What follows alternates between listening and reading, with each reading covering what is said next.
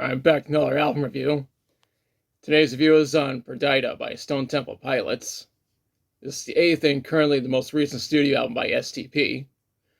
What STP decided to do this time around was record an album that primarily used vintage instruments, which I think is an interesting idea. Just like the last three STP records, the album was self-produced. It was recorded in 2019 by Ryan Williams at Homefry Studios and Bomb Shelter Studios. Ryan also mixed the album at a louder rock sound in Los Angeles. The album was mastered by J.J. Golden at Golden Mastering in Ventura, California. The guitar technician for the album is Bruce Nelson, though this isn't the first time he worked with STP. The album was released on February 7th, 2020 on Playpen Music LLC under license to Rhino Entertainment. That was 3 years ago at the time of me making this video, and the album came out just before the COVID shitstorm got out of control. Not only does this album venture into acoustic rock, but also soft rock, folk, and even psychedelic folk to an extent.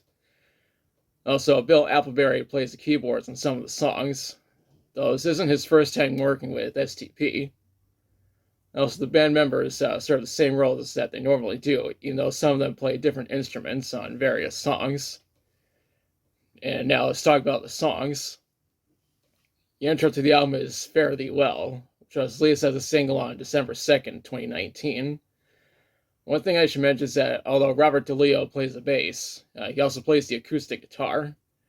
Joy Simpson and Tiffany Brown provided backing vocals. A music video was made for the song, and I'll include a link in the description.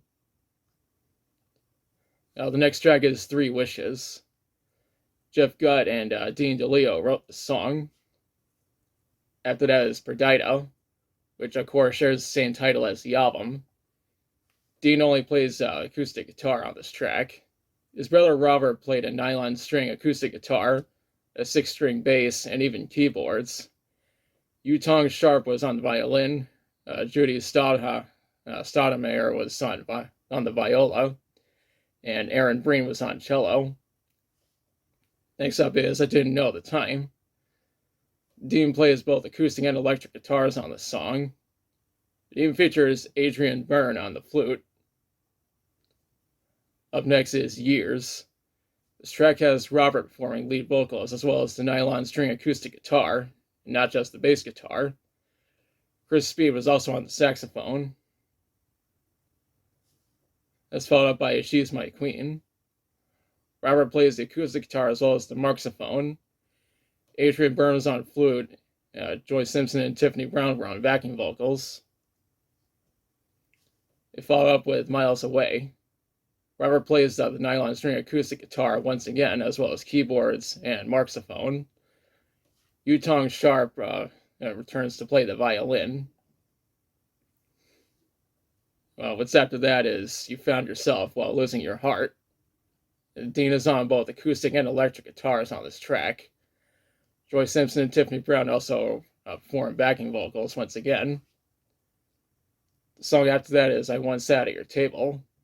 This is a fully instrumental track that was written by Dean, who does plays guitar on this track. In fact, he's the only musician who performs at all on this track. The finale of this album is Sunburst. Dean is on both acoustic and electric guitars on this track. To me, this track ends the album perfectly. What I should mention is that the Japanese version has acoustic live versions of Big Empty, Interstate Love Song, and Pretty Penny. And as you can see, my copy does not have any of those bonus tracks. When researching this album, I read that it peaked at number 21 on the US Top Alternative Albums, number 13 on the US Top Album Sales, and number 37 on the US Top Rock Albums. As for what the critics said, they mostly gave it positive reviews since it has a 70 on Metacritic. The only publication that didn't like it was, unsurprisingly, Rolling Stone, aka the second worst music publication of all time. Seriously, Rolling Stone almost always does a shitty job reviewing music, and I wish that publication would do the smart thing and fuck off. That being said, they suck almost as bad as Pitchfork. I've ranted multiple times on how bad Pitchfork sucks. And now for my thoughts on this album. Personally, I think this is an improvement over STP's previous album, considering the fact that that more personnel were involved this time around. It's quite interesting that the band decided to use vintage instruments and even take the album in the direction of acoustic rock. I don't know if STP will make any more acoustic albums going forward, but only time will tell. Overall, I highly recommend this album. And now's the part where I question you. Have you listened to Perdida?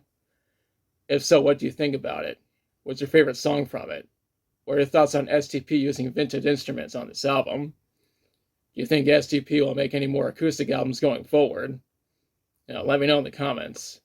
If you liked the video, be sure to like, share, and subscribe. Be sure to press the notification bell to notify future videos. Thanks for watching. I'll be back soon with another video.